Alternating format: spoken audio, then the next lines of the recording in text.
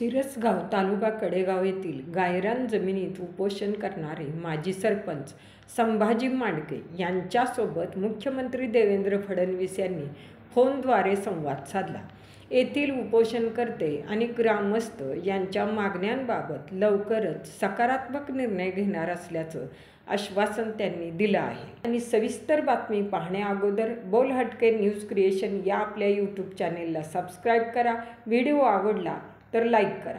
शिरसगाव तालुका कडेगाव येथील गायरान जमिनीत उपोषण करणारे माजी सरपंच संभाजी मांडके यांच्यासोबत मुख्यमंत्री देवेंद्र फडणवीस यांनी फोनद्वारे संवाद साधला।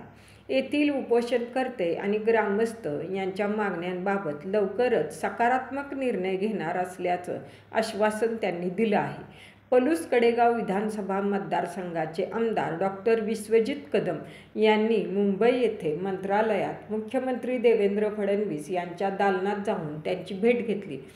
यावेळी आमदार विश्वजित कदम यांनी शिरसगाव येथे मागील 6 दिवसापासून उपोषणास बसलेले संभाजी मांडके व आंदोलक ग्रामस्थ यांच्या मागण्यांबाबत मुख्यमंत्री यांच्याशी सविस्तरपणे चर्चा केली व उपोषणकर्ते संभाजी मांडके यांच्याशी फोनवरून संपर्क साधून दिला। यावेळी संभाजी मांडके यांच्याशी फोनवरून बोलताना मुख्यमंत्री म्हणाले, तुमचे आमदार विश्वजित यांच्याशी आपल्या व ग्रामस्थांच्या मागण्यांबाबत सविस्तरपणे चर्चा झाली आहे। मी मुख्यमंत्री तुमचा भाऊ आहे, काळजी करू नका। सौर ऊर्जा प्रकल्पाला गायरान जमीन गेल्यामुळं गावाला गायरान शिल्लक राहत नाही, यावर आपण नक्कीच मार्ग काढू असं मुख्यमंत्री देवेंद्र फडणवीस यांनी सांगितलं।